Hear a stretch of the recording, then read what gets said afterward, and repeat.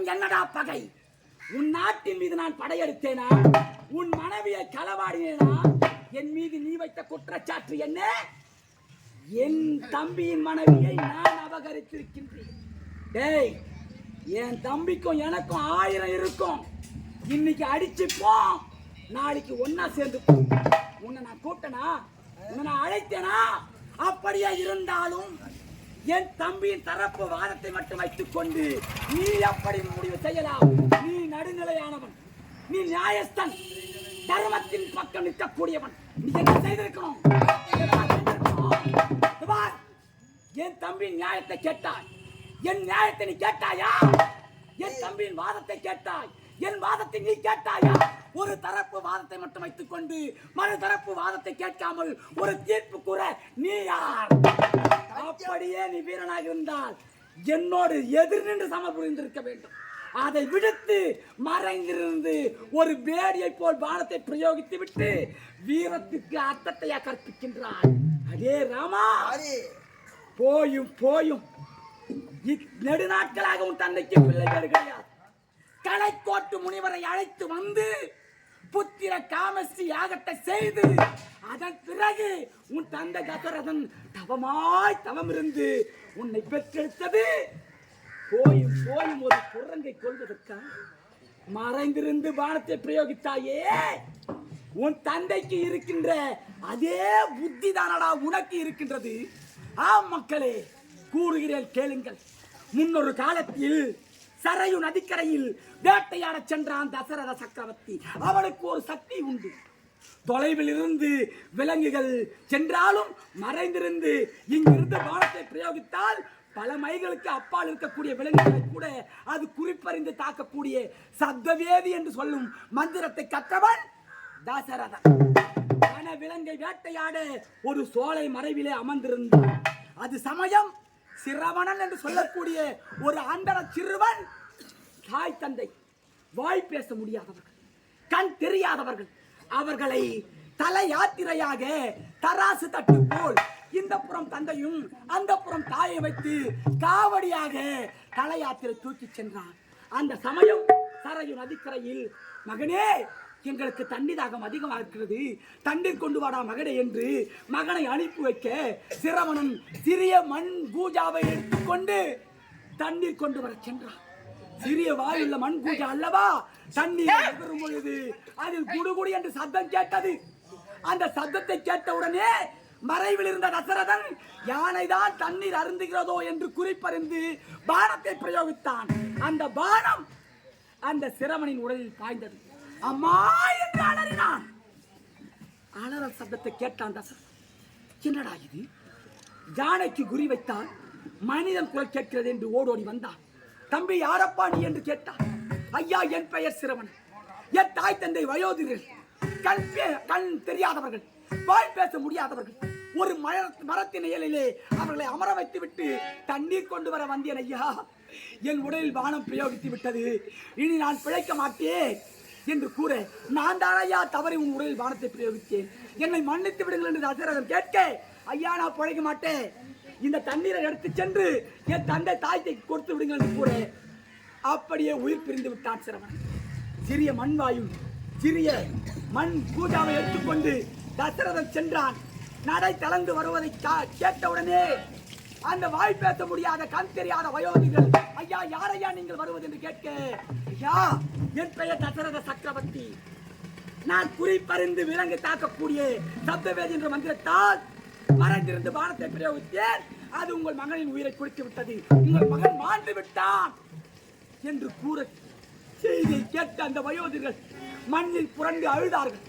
தசரத சக்கரவர்த்தியே, நீ ஒரு மன்னனாக இருந்து கொண்டு இந்த விஷயத்தை கூறாமல் அப்படி அரண்மனைக்கு சென்றிருந்தால் உன் குலம், கோத்திரம், அத்திரம் அத்தனையும் அழியும்படியான சாபத்தை கொடுத்திருப்போம்.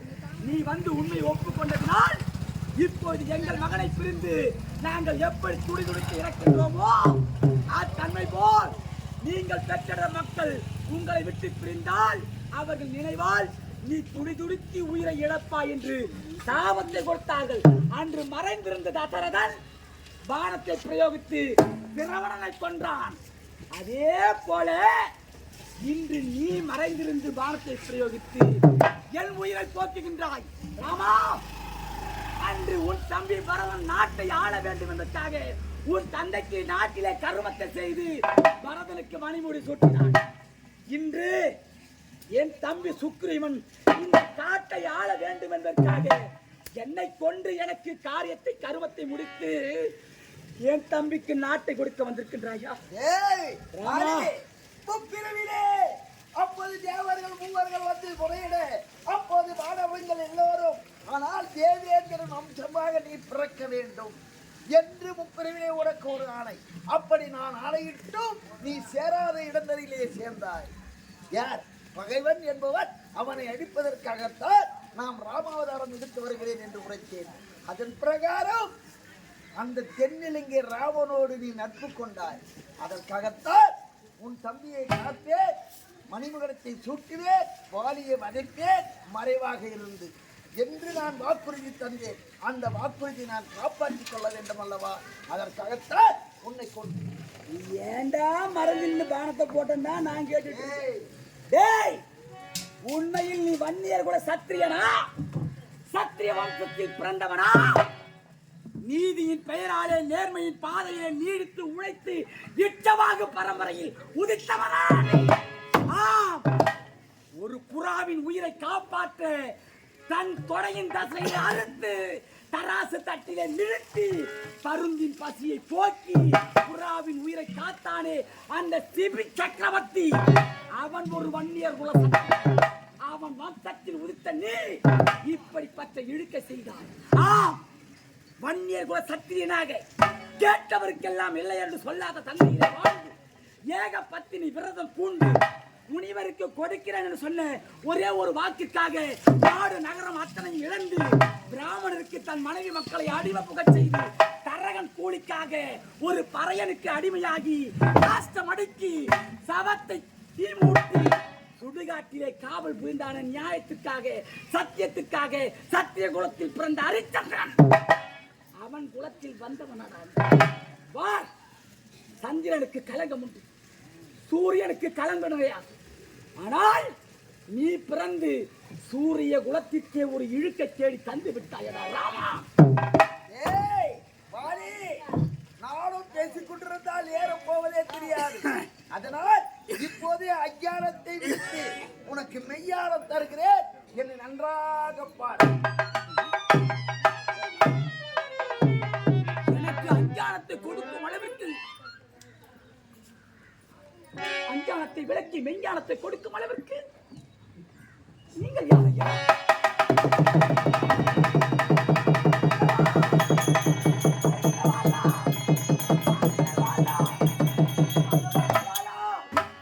இவ்வளவு நேரம் நீங்களா என்னை ஆட்கொள்ள வந்தது? உண்மை சார் உலகிற்கெல்லாம் மூல மந்திரத்தை முற்றும்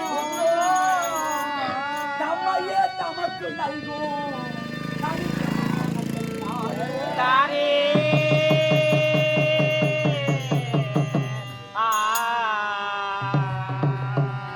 இம்மையே எழுமை நோய்க்கு மருந்தையே ராமா என்றோம். இம்மையே எழுமை நோய்க்கு மருந்தையே ராமா என்றோம். செம்மை சேர் நாமும் தண்ணி என் கண்களில் தெரிய கண்டு ராமா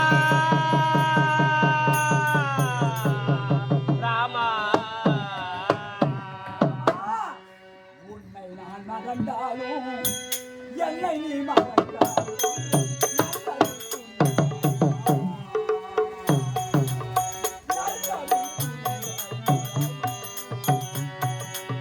உள்ளே நான் மறந்தாலும் எல்லை நீ மறவா. நல்லருள் புரிவாய் ராமா ராமா, நல்லருள் புரிவாய் ராமா. இருந்தாலும்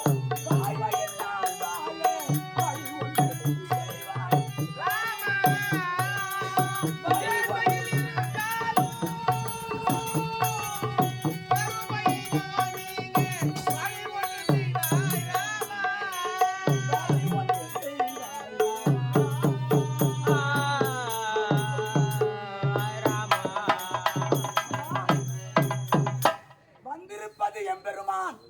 அந்த வைகுந்த வாசன் ஸ்ரீமன் நாராயண மூர்த்தி என்பதை அறியாமல் வாய்க்கு வந்தபடி எல்லாம் நான் பேசினேன். இந்த வாளியை மன்னித்து எனக்கு நீங்கள் தான் மோட்சத்தை அருள வேண்டும். நீ சித்ததெல்லாம் நான் ஏற்றுக்கொண்டேன். உன்னை பாசமல்லவனாக நினைத்து விட்டேன். இத்தனையே எனக்கு மோட்சத்தை தாய் என்று உரைக்கிறாய். ஒரு காலத்திலே பூமாதேவியானவள் இந்த பூமி பாரத்தை என்னால் குறைக்க முடியவில்லை. அநியாயம் அக்கிரமும் அதிகரித்து விட்டது. என்னை நீதான் காப்பாற்ற வேண்டும். இந்த பூமி பாரத்தை குறைக்க வேண்டும் என்று உரைக்க அந்த தேவேந்திரன் தெரியாமலை தெரிவித்தார். அதற்காக கிரேதா முடிந்தது. ரோமரோகம் பிறக்கப் போகிறது. அப்போது நான் என்ன செய்ய போகிறேன்?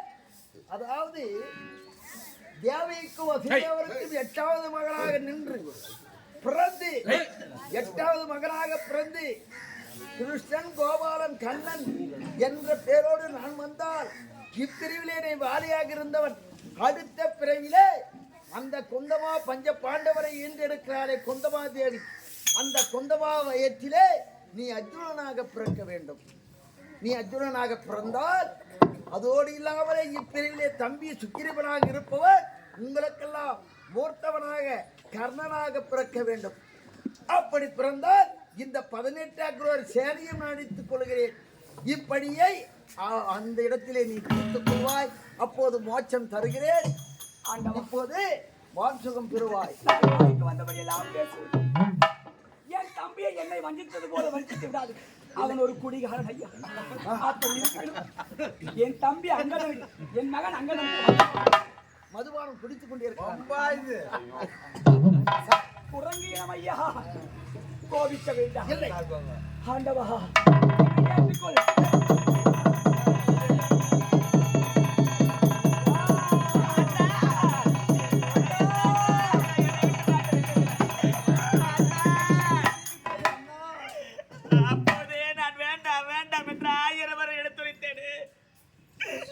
நீங்கள் போருக்கு செல்ல வேண்டாம் என்று எவ்வளவோ எடுத்துக்குரிய வார்த்தையை கேட்காம இப்போது என்னை விட்டு மாண்டு விட்டீர்களே ராஜா. அத்தா இளைஞர்கள் ஐயா,